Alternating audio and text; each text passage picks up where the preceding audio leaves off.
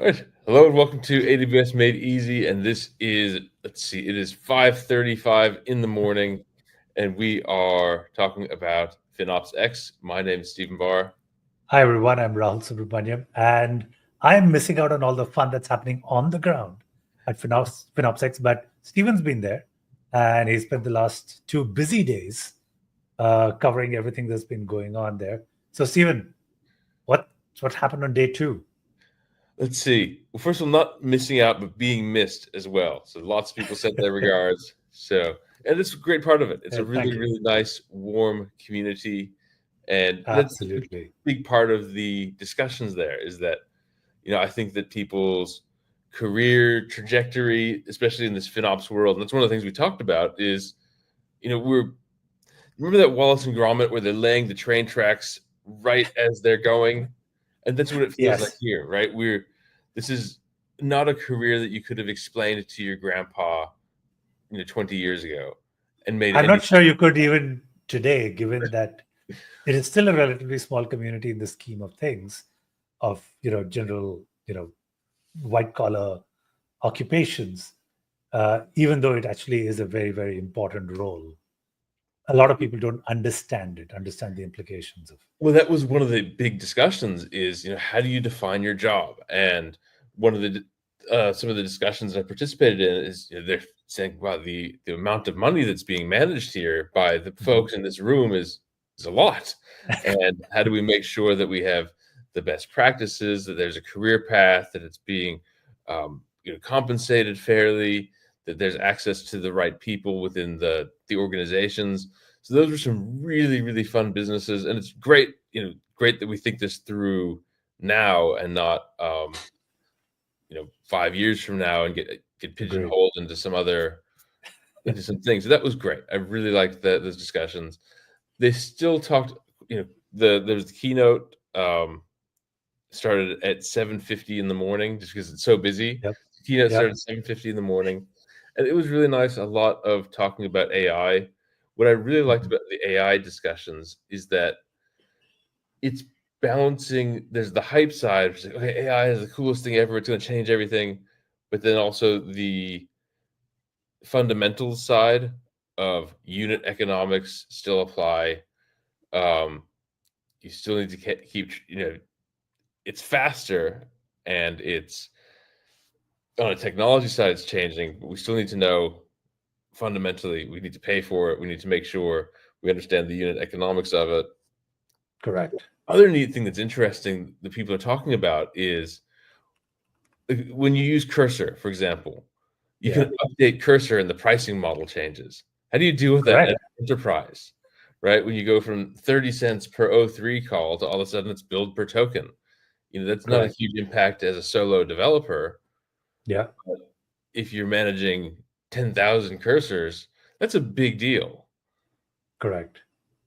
No, it absolutely is. And it's hard to manage all of it. I mean, let alone that, simple things like API keys that, whether it's Anthropic or whether it's OpenAI, whether it's Google Cloud Keys, it is so hard to attribute all of them to people and to projects and to the right places that they're being used.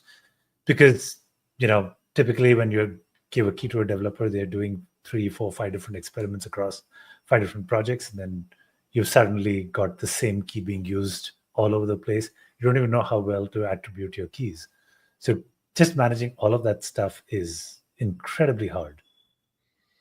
Yeah. That's one of the big discussions. And also with AI, it seems like many of it's the opposite of most scenarios, in the sense that the business are really pushing it forward rather than the tech people.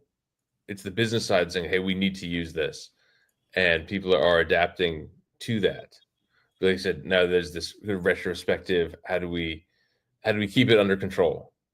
Because otherwise you don't want things to just, like you said, all of a sudden no one knows who paid for what, who's billing to what OU is covering what, who owns what account. So thinking about those issues, thinking them through now while we have time to get ahead of it. So that was really, really good. Let's see. I'm going to take an opportunity to add a little plug in here. Let me see. Am I sharing my screen here? I am. Okay. So this is a little tool that I'd love to share with everyone. It's something that I just quickly created. It's called ENV Profile. This is particularly when you have tons of, AI keys or other, project keys, and you're basically you should ideally use different ones for different projects or different experiments so that they can be built to the right BUs, OUs, or whatever your organizational structure is. And it's a very, very simple tool that allows you to run this locally just to pip install ENV Profile.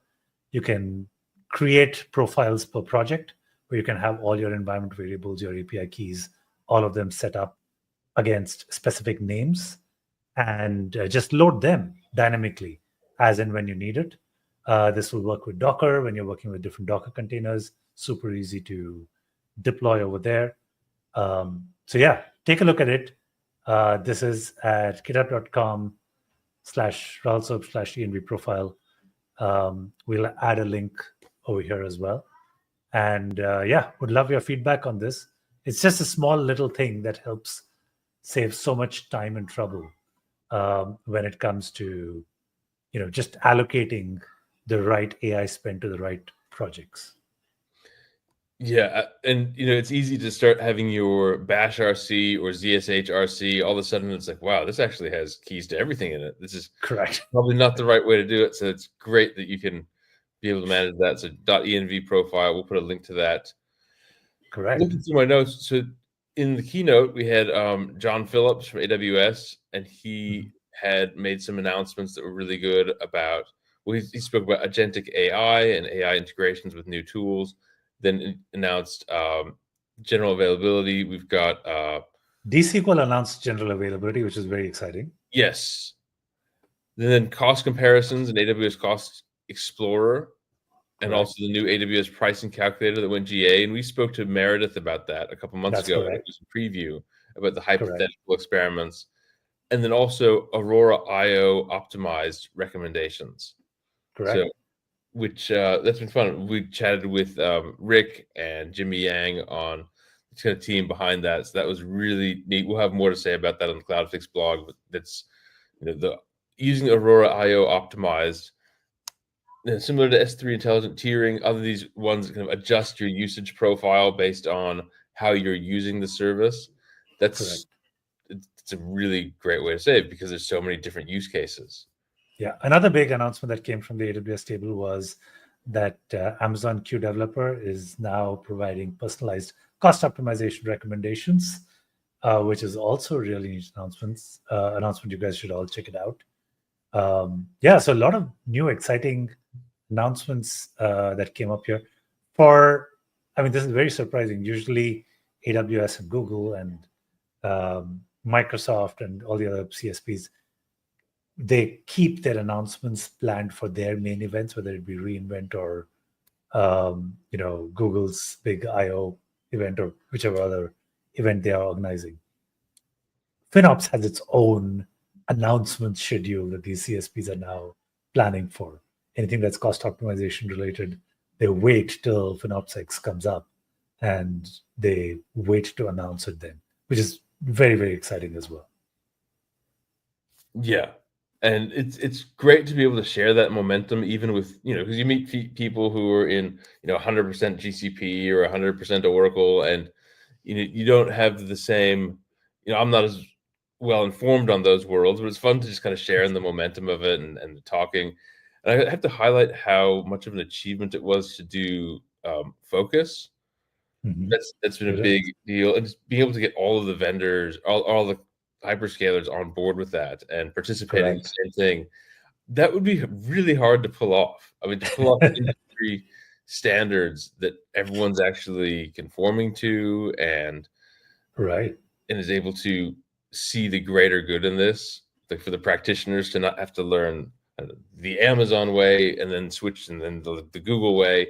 They can have the focus standard and be able to talk about this all at once.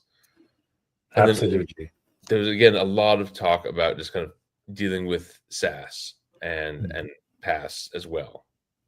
Yeah, no, I think this entire practice is evolving really, really well. And we're just very lucky to be part of it. And, seeing it evolve, seeing it grow with all these new capabilities that are now being used by developers, being used by organizations, just making sure that you're doing them optimally is incredibly important, and having the same vocabulary to talk about it is incredibly important too. So great job, FinOps organization. I mean, these guys have been doing an incredible job. I can't even imagine how difficult it is to set up an event like this.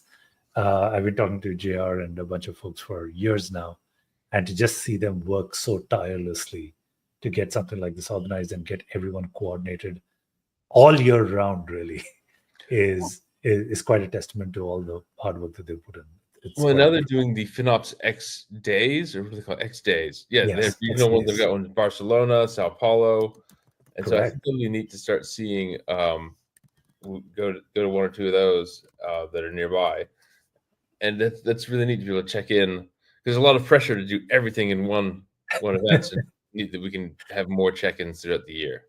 Exactly. No, so looking forward to more events, more stuff from the FinOps organization.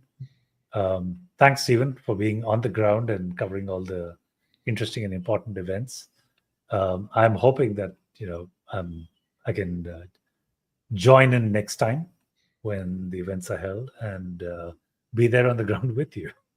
Yeah, it was really neat. I mean, I'm going to spend the flight on the way back just with one of these yellow notepads, just thinking through, how to have a more zoomed out perspective on this, because, I really love on the cost optimization side, but being able to talk to other practitioners who are looking at it from other areas and different use cases, it really helps me zoom out and think, okay, well, what is this whole world about? What are we trying to accomplish? How do we, as a vendor, help with that thing?